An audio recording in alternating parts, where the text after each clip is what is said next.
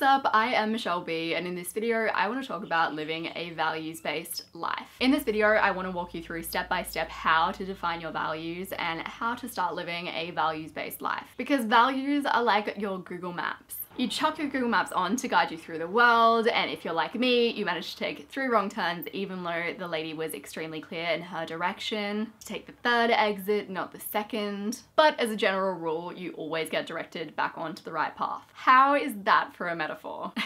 Your core values, if you choose, can drive your everyday actions and who you grow to be as a person. When you're living with defined values and you behave and you live in line with them, you just feel right. And the first step to doing that is getting real about them. Step 1, have a look at when you feel the most right. So I feel the most right when I am laying in the sunshine with Luke. I feel the most right when I have gone for a run. I feel the most right when I'm taking regular little steps outside of my comfort zone and when I'm taking in information that is outside my bubble. Think of all the times that you felt the most content, the most in line with who you want to be, the most alive and the most excited. Then pick out 3 to 5 values that really align with that feeling of just rightness. You might even go ahead and choose values that don't necessarily align with how you act and behave now, like for instance health and wellness. That's okay, just choose values that maybe you want to embody that you know will lead you to feeling the most right in life. Some other questions that might prompt you to start thinking about what your values might be are: who do you want to be, how do you want to feel, and what do you stand for? If you're having trouble deciding on what you value the most in life, you can use a resource that I've linked down below. It's basically a value card sort. So you can print out all of the cards, cut them out,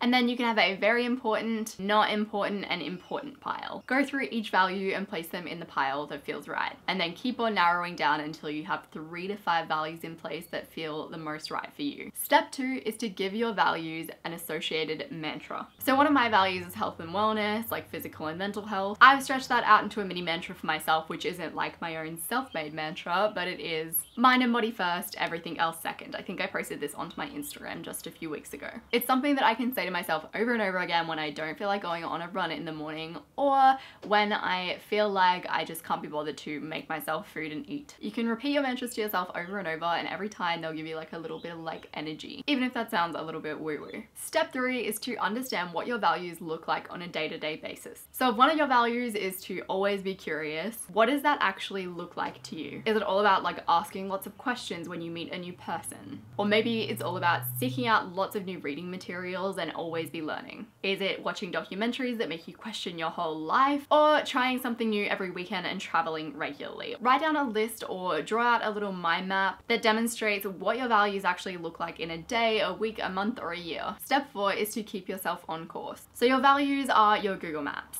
They remind you of how you want to live and who you want to be, and of course you are going to get off course. Sadly, you do not have a little lady inside of your head that barks your values at you every time you take a wrong turn. You're responsible for reminding yourself that they exist often. So you might want to incorporate a weekly values check-in or a monthly values check-in into your routines. When you're planning out your week, you want to keep your values in mind. So defining my own values has been a really helpful thing for me. It's just helped me to see things more clearly and to push myself back on track whenever I veer off. So I'm really hoping that this exercise will be just as helpful for one of you. If you haven't already, subscribe to my channel using the subscribe button down below. I would love to know what one of your values is down in the description below. If you can say what your value is and what it looks like on a day-to-day basis, that would be even better to give people some inspiration that are going through this video. Subscribe to my channel for videos like this every single week. I appreciate you guys so much, and I will see you soon.